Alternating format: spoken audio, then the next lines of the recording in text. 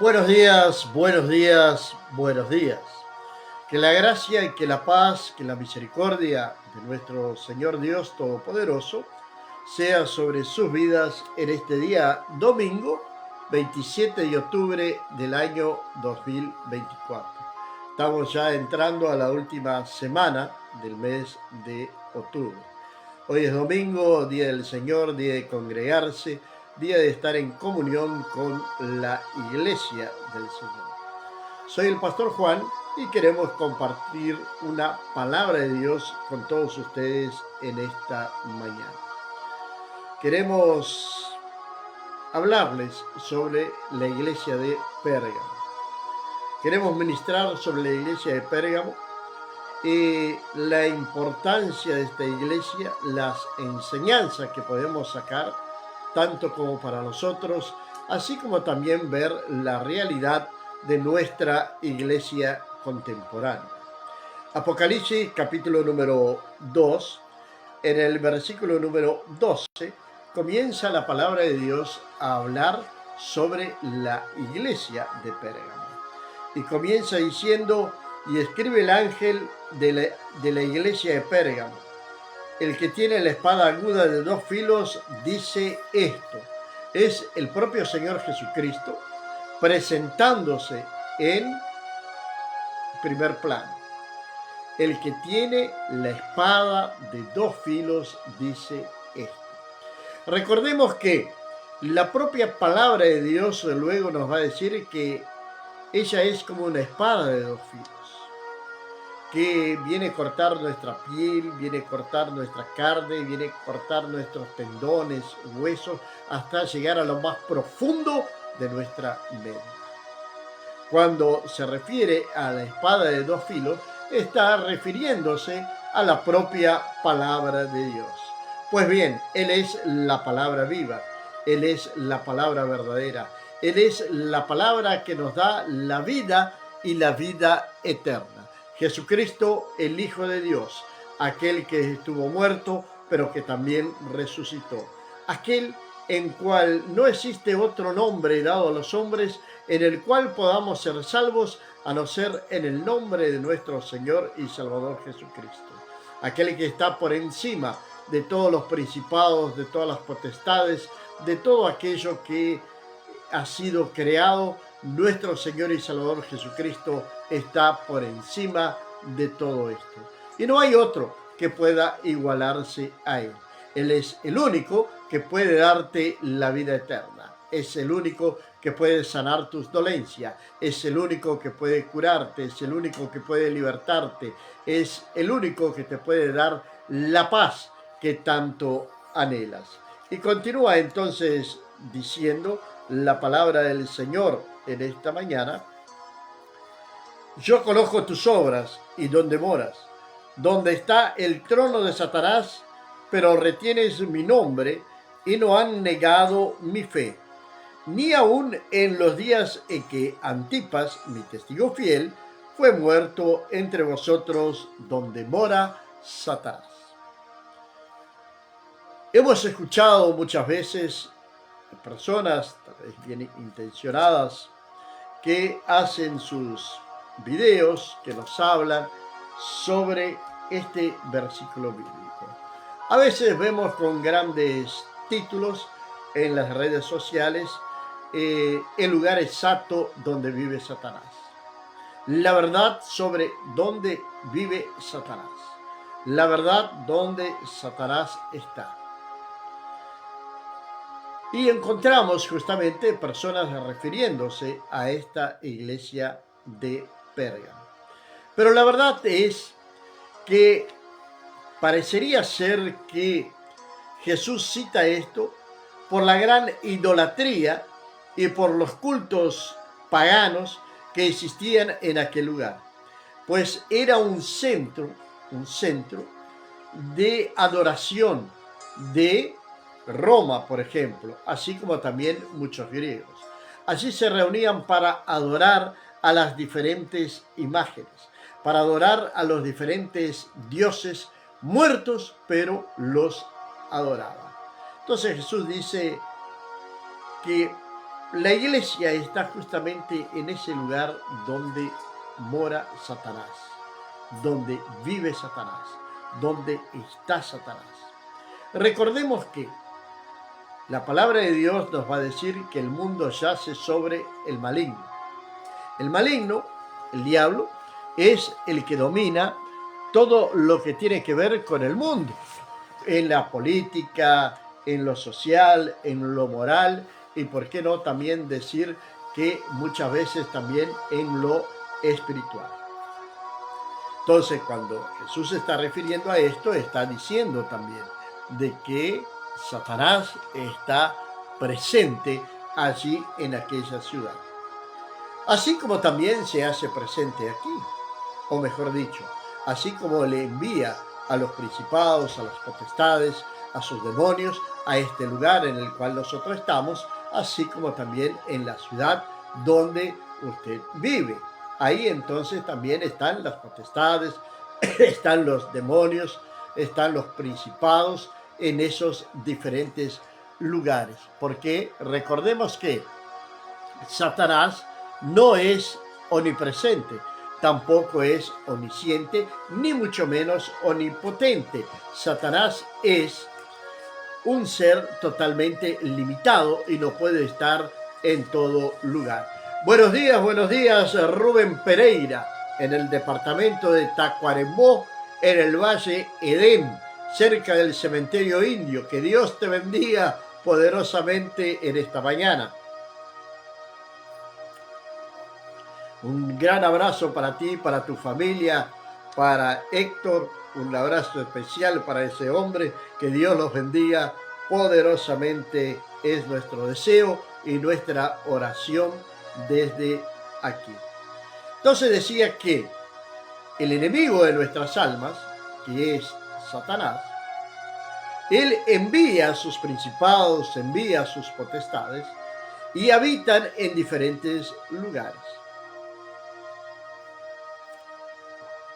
Él se hace presente en nuestros días de hoy a través de programas televisivos, a través de leyes que son creadas, a través de libros que son leídos en las escuelas, en fin, la maldad está por todo lugar. La maldad hoy impera en toda parte. No es raro escuchar una noticia de un asesinato, de un accidente, en fin, de alguien que ha asesinado a su padre, a su madre. Eso es prácticamente el pan de cada día. Y la iglesia de Pérgamo estaba en esta situación. La iglesia de Pérgamo estaba justamente ahí, diciendo que la iglesia de Pérgamo forma parte de las 7 iglesias del Apocalipsis. La primera es Éfeso, luego Esmirna y luego está Pérgamo. Y continúa diciendo la palabra de Dios: pero tengo unas pocas cosas contra ti, que tienes ahí a los que retienen la doctrina de Balaam y que enseñaba a Balac a poner tropiezo entre los hijos de Israel y a comer de cosas sacrificadas a los ídolos, y comete fornicación. Pero tengo unas pocas cosas contra ti. Si nosotros leemos un versículo más arriba, va a decir: yo conozco tus obras. Yo conozco tus obras. Dios conoce todo aquello que nosotros hacemos. Buenos días a nuestro hermano Cándido en la ciudad de Ituzaingó, Argentina. Que Dios lo bendiga poderosamente en esta mañana de domingo. Un gran abrazo para toda su familia y que la bendición de Dios sea sobre ustedes. Yo conozco tus obras. No hay nada, absolutamente nada, que sea oculto a los ojos de Dios. Nosotros podemos escondernos de esposa, de esposo, de los hijos, de los amigos, de los familiares. Podemos escondernos hasta de un pastor para ocultar nuestro pecado, para ocultar nuestras fallas, pero no podemos ocultar absolutamente nada, no podemos ocultar absolutamente nada de el Señor Dios Todopoderoso. Pues todas las cosas, dice la palabra de Dios, que un día vendrán a salir a la luz, serán conocidas por todos, porque Dios va a hacer con que esas cosas salgan a la luz. Entonces nosotros debemos parar por un instante y meditar en esta palabra cuando el Señor dice: yo conozco tus obras. Quiere decir que Dios sabe lo que yo hago. Sabe lo que hago bien, sabe lo que hago equivocado. Dios conoce el esfuerzo y Dios conoce también la negligencia. Dios conoce la voluntad de hacer las cosas, como también Dios conoce la pereza. Dios conoce a cada uno de nosotros. Sirvamos a Él o no, pero nada, absolutamente nada escapa a los ojos de Dios. Y aprovechando esto, quiero decirles algo, que nosotros cometemos una falla muy grande, cuando alguien ora pidiéndole a Dios por justicia y presentándole a Dios a alguien que le ha hecho algún mal. Muchas personas hoy hacen oraciones que están ahí con la hechicería, pues están buscando el mal de la persona. Esas oraciones, permítame decirle que Dios no las escucha. La justicia de Dios siempre llega sobre nuestras vidas, sobre aquellos que se levantan contra nosotros. En fin, la justicia de Dios alcanza a todos los hombres. Tarde o temprano, la justicia de Dios llega. Ni tarde ni temprano, llega en el tiempo justo, porque nuestros tiempos no son los tiempos de Dios. Yo conozco tus obras, dice el Señor. Recordemos esto, que el Señor sabe cada paso que damos, por qué camino andamos, si andamos por el camino de la verdad, si andamos por el camino de la justicia, si andamos en el camino del adulterio, si andamos en el camino de la fornicación, si andamos en el camino de la mentira, si andamos en el camino verdadero que es Cristo Jesús. Dios conoce nuestros caminos. Nada está oculto a los ojos de Dios. Yo conozco tus obras. Pero luego también va a decir: y no has negado mi fe. Una iglesia que no había negado la fe del Señor. Una iglesia que ante la persecución feroz que existía en la época, pues recordemos que los romanos perseguían ferozmente a los cristianos, matándolos en hogueras, en los coliseos, dándolos a los leones, haciéndolos luchar entre ellos, muertos a espada. Las muertes más horrendas que usted pueda imaginar era lo que sucedía con los cristianos de la época, cuando los ponían allí en la arena, en el coliseo, para que la multitud que estaba allí pudiera tener un momento de distracción, matando a los verdaderos hijos de Dios. No podemos negar que hoy, en nuestros días de hoy, todavía existe persecución en algunos países donde es totalmente prohibido el evangelio, y principalmente países que tienen una tendencia socialista. Esos países persiguen a los cristianos. ¿Sabe por qué? Porque el cristianismo, Cristo Jesús, la palabra de Dios, abre la mente. La palabra de Dios renueva nuestra mente. La palabra de Dios nos da una nueva manera de ver las cosas, nos da nuevas perspectivas, tanto en lo social como en lo político, en todo. La palabra de Dios nos abre la mente, renueva nuestra mente, somos transformados en nueva criatura. Entonces las cosas viejas pasaron y ahora todas son hechas nuevas. Y esas cosas que son hechas nuevas son hechas por Dios. En nuestro ser, en nuestra familia, en nuestro trabajo, en nuestro diario vivir, Dios está haciendo algo en nuestras vidas. Y eso va despertando en nosotros un interés para conocer más de Dios. Eso también va abriendo nuestra mente, eso también nos va haciendo más inteligentes, nos va haciendo más astutos, y no vamos a ser engañados muy fácilmente. Entonces, por eso existe la persecución contra el cristianismo, contra el verdadero cristianismo. El verdadero cristianismo está formado por aquellos hombres y mujeres que fueron lavados, que fueron purificados por la sangre de Jesús. Aquellos que escucharon la voz de Cristo cuando Él dice en su palabra: yo soy el camino, la verdad y la vida, y nadie va al Padre a no ser por mí. No hay otro, no hay otra persona en el mundo que pueda decir las palabras que Cristo dijo. Es solamente Él. Él es el único mediador. Él es el único mediador entre nosotros y Dios. Él es el único mediador entre el hombre y Dios. No existe otro que pueda mediar entre el hombre y Dios. Por eso es importante que cuando nos dirigimos a Dios, podamos dirigirnos en el nombre de Jesucristo, el Hijo de Dios.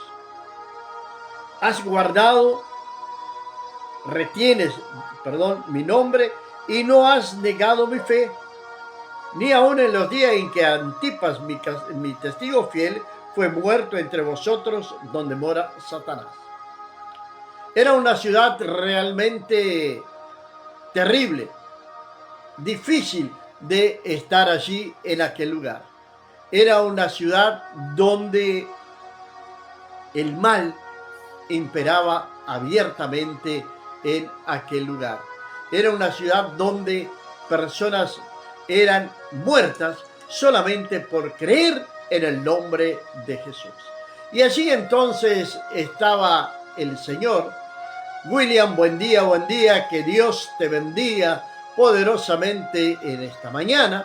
No sé de dónde nos está viendo, pero que la bendición de Dios sea sobre tu familia, sobre tu casa, así también como a Inés en la ciudad de Montevideo. Que Dios te bendiga, Inés.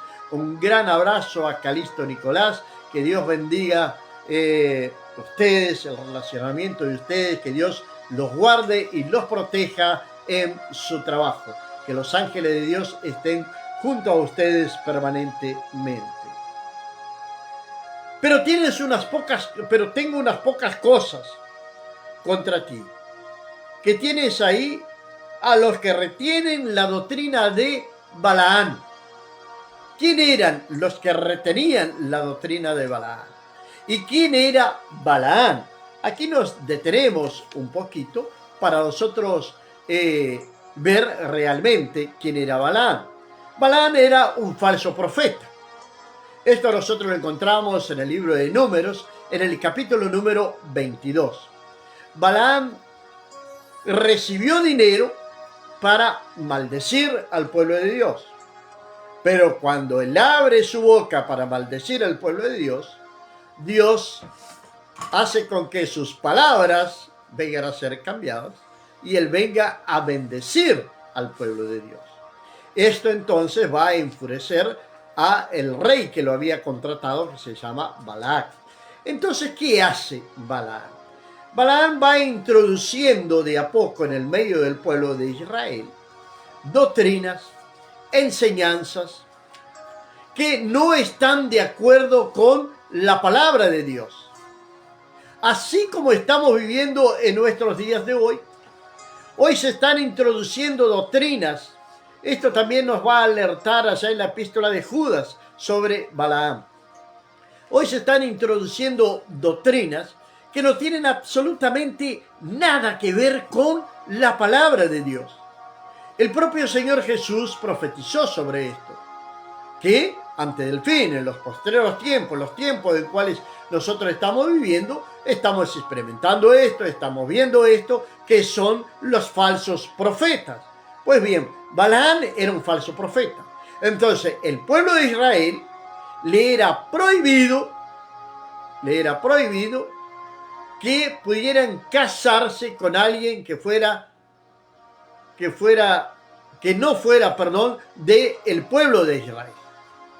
Entonces Balaam comienza a introducir en el pueblo de Israel esta idea y hacer con que los hijos de Dios, los del pueblo de Israel, empiecen a ir detrás de las mujeres cananeas, a casarse con ellas, a tener relaciones con ellas, y así introduciendo el pecado poco a poco en el medio del pueblo de Dios. Esto sucedió. Balaán amó al mundo. Él amó al mundo, nos dice en 2 de Pedro, capítulo 2, verso número 15, que han dejado el camino recto y se han extraviado, siguiendo el camino de Balaán, hijo de Beor, el cual amó el premio de la maldad. Han dejado de amar a Dios y se han extraviado detrás de ¿qué? Del mundo. Corren detrás de las cosas que está ofreciendo el mundo. Entonces, hoy, iglesia contemporánea, iglesia de Cristo Jesús en los días de hoy, estamos a pocos días del 31 de octubre, donde todos nosotros sabemos que hay una gran ceremonia, hay un culto, hay una festividad que es totalmente dedicada a las tinieblas, a Satanás y a sus demonios. Halloween. Estamos hablando de esto. Y lamentablemente o tristemente existen algunas iglesias, llamadas iglesias entre comillas, de Cristo, que concuerdan con todo esto y tratan como si fuera una fiestita más. Y ahí continúa entonces hablando el Señor a la iglesia de Pérgamo. Y también tienes a los que retienen la doctrina de los nicolaitas, lo que yo aborrezco. Acá el Señor va a decir que Él aborrece la doctrina de los nicolaitas. Ellos traían enseñanzas contrarias al Evangelio de Cristo. Traían enseñanzas contrarias al Evangelio de Cristo. Y eso lo tenemos hoy, tenemos también.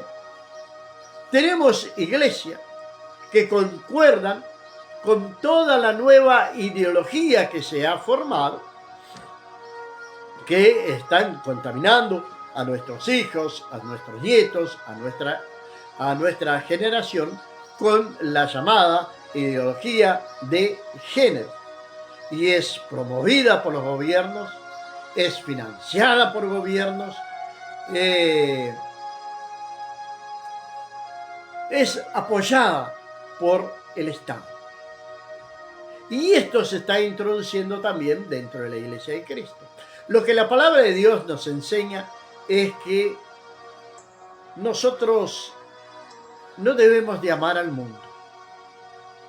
La palabra de Dios es clara cuando dice que aquel que ama al mundo no ama a Dios. O amamos a Dios o amamos al mundo.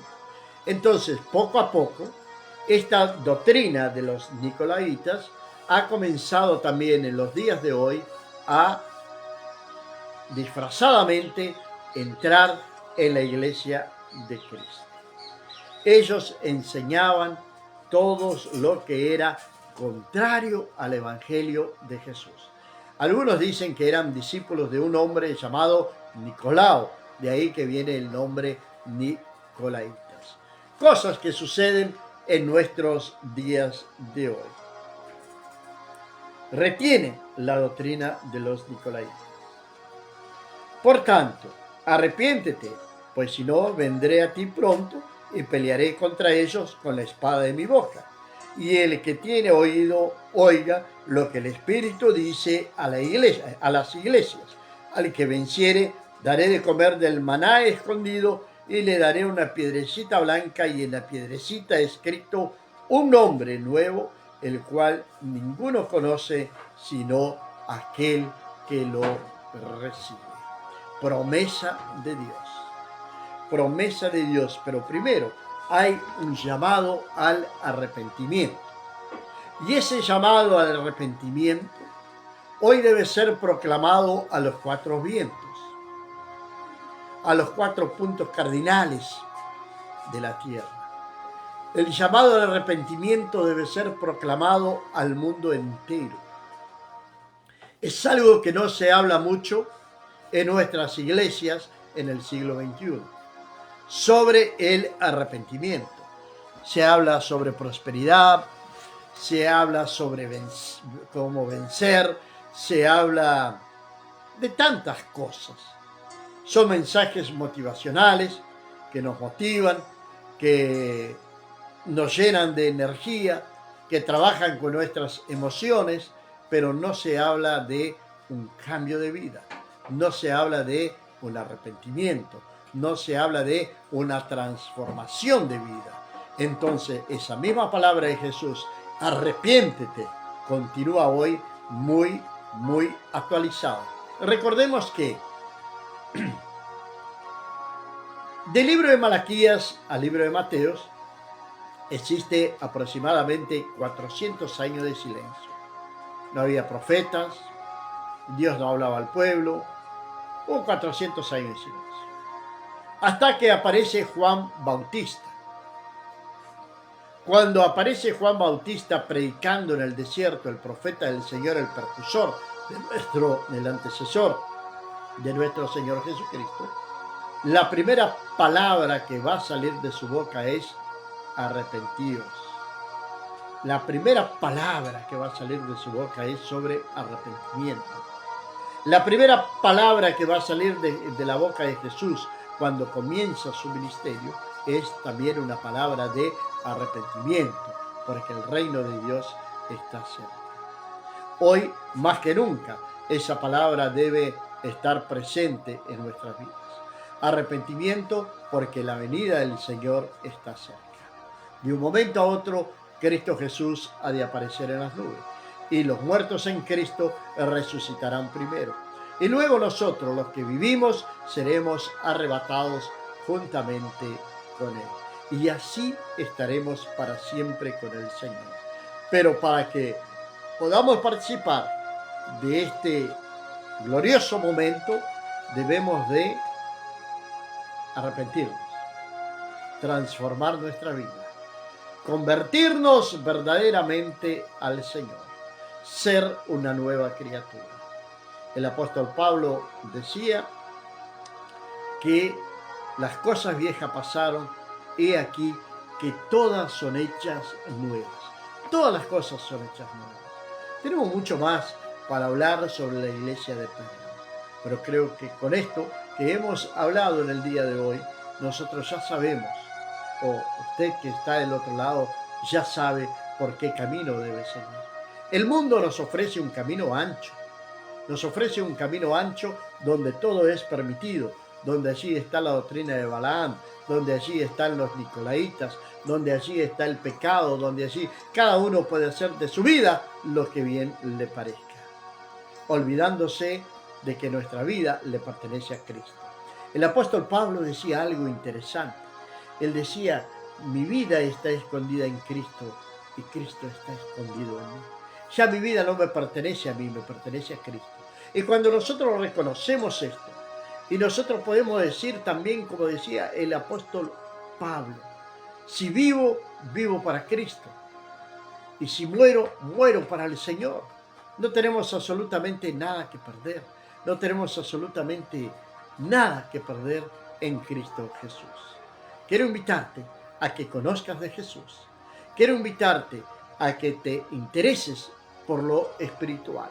Si tienes deseo de conocer más de la palabra de Dios, estamos a tu entera disposición. Puedes enviarnos un mensaje en privado a través de un mensaje a nuestro Facebook. Puedes comunicarte con nosotros a través de la internet. Vamos a orar en esta mañana. Padre mío y Señor mío, mi Dios, Señor, quiero presentarte, oh Padre, a cada uno, Señor, de aquellos que estuvieron o que están aquí juntamente con nosotros y de aquellos, Señor, que van a estar viendo esta transmisión más tarde. Tú los vengas a bendecir, que tú les des un domingo lleno de tu gracia, lleno de tu amor, lleno de tu misericordia, Padre. Que tu bendición esté sobre cada uno de ellos, en el nombre de nuestro Señor y Salvador Jesucristo. Amén. Amén. Que Dios le bendiga, que Dios los guarde. Mañana, 7 de la mañana, estamos, eso sí, en portugués, de lunes a viernes con la Biblia, el mate y el amanecer. Que Dios le bendiga, que la gracia y la paz del Señor